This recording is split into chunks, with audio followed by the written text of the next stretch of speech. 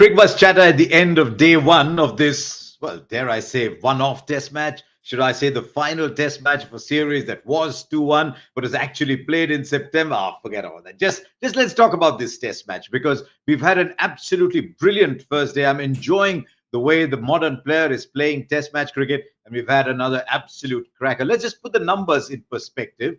India, from just 73 overs on a mildly rain affected day, made 338. Remember, at one point, they're 98 for 5. Rishabh Pant makes 111 ball, 156. Scoring at strike rates of 130 seems all right these days.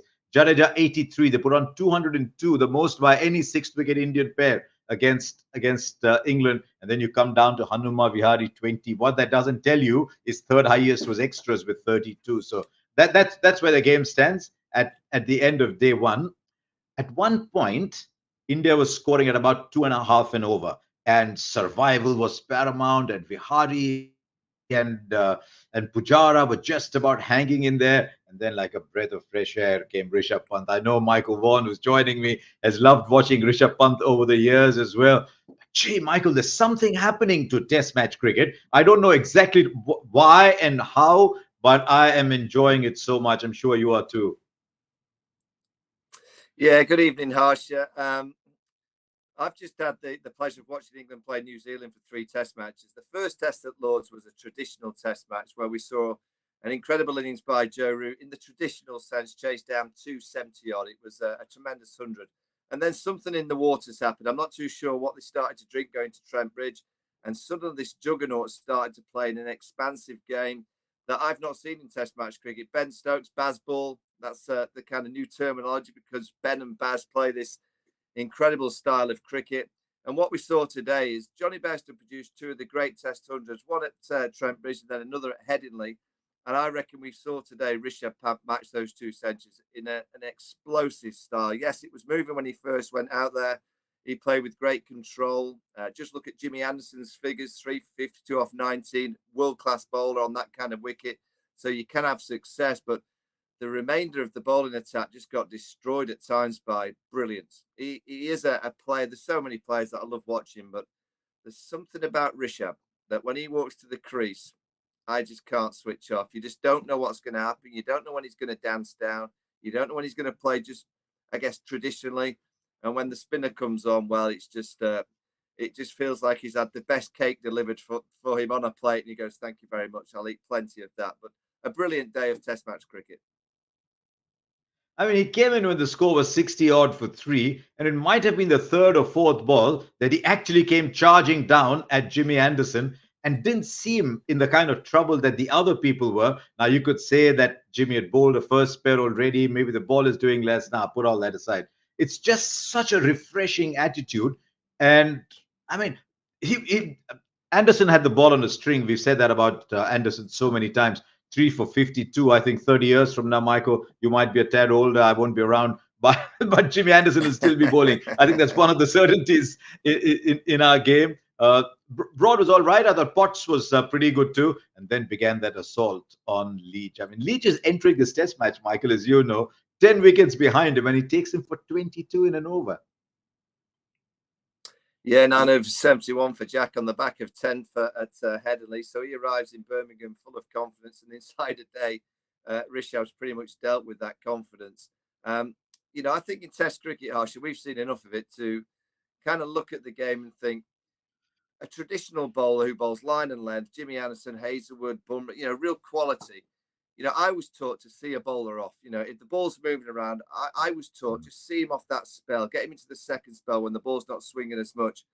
I think from now on in, because of this style of cricket that England have produced, looks like obviously Rishabh Pant has produced today, they're dancing down to meet that length, to knock the Jimmy Andersons off the length, Stuart Broads off the length. They're not going to allow a bowler to just bowl that decent length with a bit of movement. They're going to say, do you know what? If you're going to continuously bowl there, I'm going to come and meet it and try and launch it out the ground to put you back under pressure. I sense that we could see a sway and a difference in terms of the way Test match cricket is played because of this new style that we've seen. It's only been happening for 2 or 3 weeks. Yes, there's been great teams in the past, the Aussies in the 90s, the early 2000s. This Indian side has produced some high-scoring days and some real prominence in terms of aggressive batting. But I just wonder whether most teams around the world will go, the way to play Test match cricket actually now, particularly when the ball's not doing as much as it didn't after about 30 overs today. You've got to be aggressive. You've got to take the bowlers down. And it's going to be very, very entertaining watching it, Harsha. Well, at Gaul, the ball was turning square when Australia were playing Sri Lanka, and they scored at 4.5 runs in over two. So maybe there's something blowing in the air. Whatever it is, it's fantastic. Now, you've been lucky to have seen a lot of Rishabh Pant's innings. He's got 500 so far. I'll say quite easily this was the best of those five, though I'm not sure it's his best innings because the ones at Sydney and Brisbane were pretty dramatic. As hundreds go, that 114, the first one in 2018. The interesting thing about all these is they're all the last test match of the series. I don't know if you could read anything into that, especially given that this one is coming so much after the others. But this stands very well with those 290s that he scored in Australia in 2020, 21 as well. But it wasn't just about Pant. There were a few other really good batsmen playing. Some struggled, some didn't. And I want to ask you specifically about Virat Kohli because he's going through a phase these days, Michael, where he's getting behind the line, he's looking all right, and then he's getting a dismissal that a lot of us term unlucky. At what point do you stop saying unlucky, or was it genuinely unlucky in your view? Oh, I think Virat's now just such a topic of debate for everyone. He's such a high-profile player. I don't think he's far away. I honestly don't. I watched his foot movement today. He was getting close to the swinging ball when he first went out there. He was smothering it. He was getting a good stride in. He played one or two nice strokes. My message to Virat would be go and really attack. Go and be really aggressive. Just 2 innings, 2 or 3 innings on the trot. Just go and try and take the bowlers down early. Because he looks to me like and I thought his technique looked fantastic today, but it's almost like he's trying to play the pure, perfect innings all the time. And sometimes, that's because of his high profile and he's, watched by billions around the world. So I get the pressure. It's so hard, but I'd love to just see him come out like Viv Richards used to with a swagger and almost just say, I'm Virat Kohli. Poof, poof. Don't matter who you are. I'm going to just start hitting you to all parts. I think that's the way he could get back into real aggressive form, by being really aggressive in his mindset, in his kind of thought process, and take a leaf out of Rishabh's book. Just go and be really brave, because I love watching Virat bat.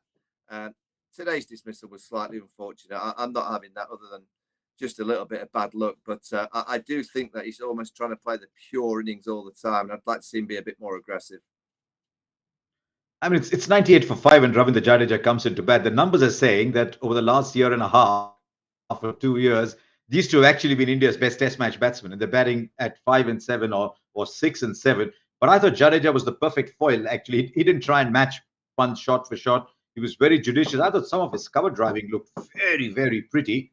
And he's made what, 68 out of that partnership. Rishabh Pant makes 133. But how many days do you get an 80? That isn't talked about as much. And yet it's up to him now to take the score up to 375. I thought he looked every inch a batsman at 7. Yeah, and he continuously does it when the ball's moving around. He's got a good technique. He's got a real good cricket brain, a great mind. I think in Ravindra Jadeja, I just think he's a world-class performer. In all the formats, I'd always have him in my team, because you've got four kind of options that he's going to create impact: ball, bat, in the field, and also with his mindset. And I just think he's such a good player. I like yin and yang. When Rishabh's going, he can just go, okay, I'll play the traditional way. So what did we see today? We saw a traditional innings from Jadeja, and we saw the new era from Rishabh Pant. And I think a lot of players have been looking at Rishabh, and particularly the aggressive players around the world, and seeing Johnny Bairstow over the last couple of test matches, and probably go, that's my style as well. I'm going to go and try and take test cricket on like those two players have taken it on. But I still feel the majority of players will play like Joe Root, like Jadeja, just the traditional way of just playing conventionally, playing within your strengths.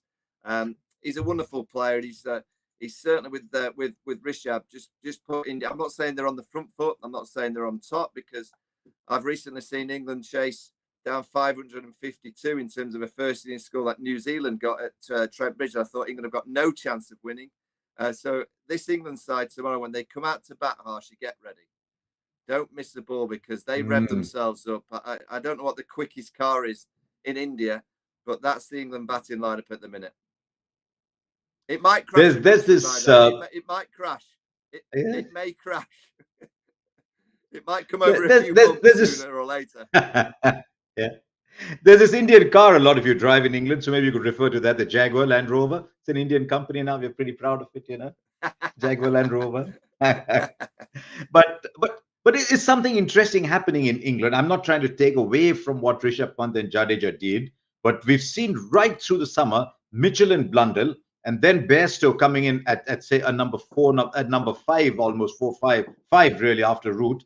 Is something happening? We've been talking about the Duke's ball and whether it's getting softer quickly, it's going out of shape quickly. Is batting after 40, 45 overs actually getting a lot easier, or has it always been that way in your view in cricket that the ball stops doing that much after 40, 45 overs? No, I think this year is different. I've seen Mm. the Duke ball swing like it generally does, but from nowhere it's stopped swinging, it stopped seaming. So from around 35 overs, if you're in, you've got to cash in because you've got near on 45 overs of a ball that's not going to do a great deal.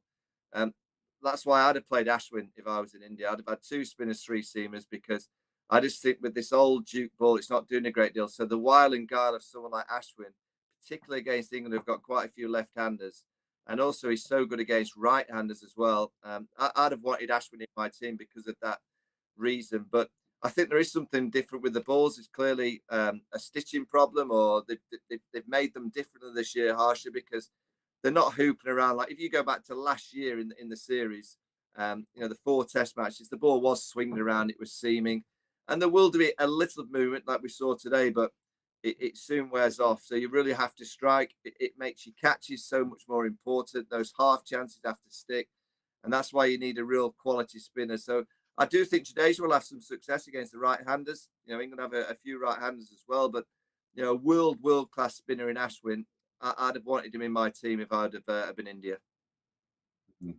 I'm now going to ask you, Michael, to put on your Ashes winning captain hat and ask you about something that England did today because we're going to put Michael on the hot spot.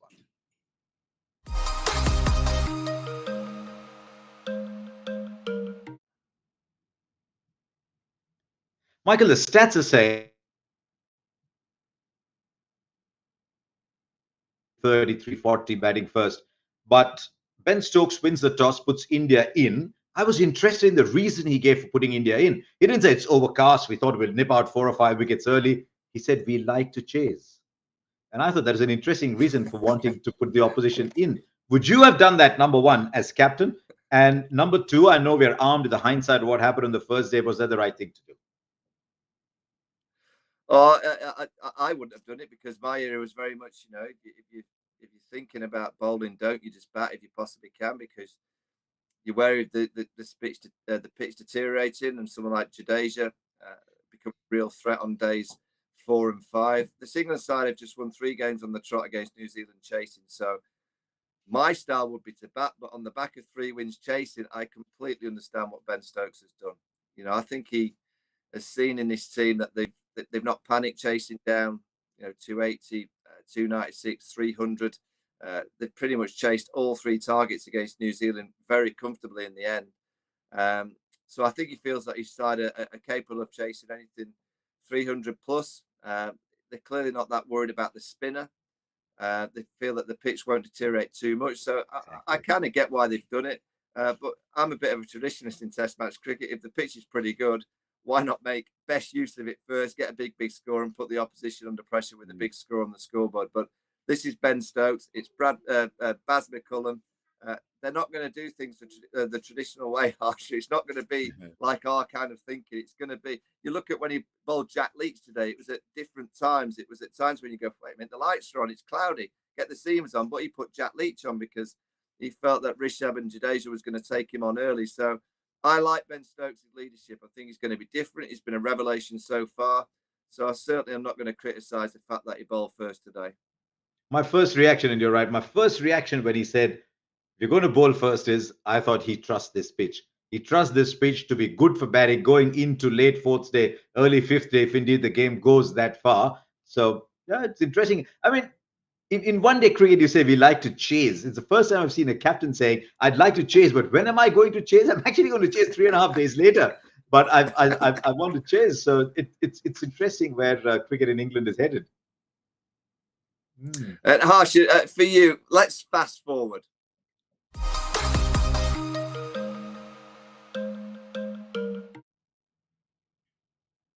So, Harsha, day one, are you giving it to India or England?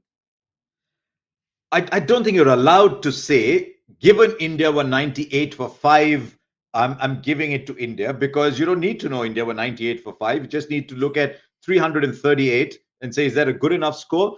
The stats are saying 337, 338. I think India will be very happy with that, given that in recent times, India haven't lost a test match overseas if they scored more than 300. I don't know if the strike is spicy enough to warrant that. They've actually won 12 out of 14 test matches in recent times. I don't know the exact stats, but it's around that 300 number. But given what England have done, I'm not quite sure I could say this is a very good day for India. I think India won the day, but I'm not quite sure they've done enough to say, you know what, we can't lose the game from here. So if Jadeja and Shami and the others can hang around, take them 380, 385, maybe. But I think given what England have done, you'd say very good start, but you're not quite feeling for the match in your pocket yet. But hang on, what do you think? I would prefer to have runs on the board on this occasion. And the reason why is I think Jasprit Bumrah is a world-class performer. And Trent Bolt's a world-class performer. But I just think Jasprit bringing the ball back into the right hands. If you look at the England players that are in real high-class form, Ollie Pope, Joe Root, Johnny Bairstow, I think Jasprit might have a say in those 3 dismissals. I just think that ability to bring the ball back in will be key to that. And also, I think the game's going to go quite deep. And I look at Jadeja and think if India are asking England to chase 300 in the last innings, that'll be probably days 4 or 5. And I think there'll be plenty there for Jadeja. If you look at New Zealand, they didn't have a spinning option. You know, in any of the games, they had a spinning option in the first game at Lords, but they didn't use Patel at all to Ben Foakes and Joe Root, who put on 120 odd for that 6 wicket to get England over the line. I just think the spin option of Jadeja might be a pivotal key in this game going into the last innings. But I just think Bumrah tomorrow. Bumrah, the captain, against those right-handers. I think if he gets it right against them, I think that could unlock the game. We'll wait and see. The fact remains that the current tempo with these modern players is just giving fresh life to Test match cricket. And I'm enjoying watching Test match cricket. I think if we continue to play like this, you'll get a whole generation starting to come in and say, you know what, that's cool, man. He's scoring at a strike rate of 130. Wow, let's watch. And then start to get into the nuances. So wonderful first day's play. Look forward to a really good second day's play. A little inclement weather around on day 2. But we've got loads of time in this game and the pace at which they're playing. I'll join Michael Vaughan after close of play tomorrow. And hopefully we've got another good day to talk about.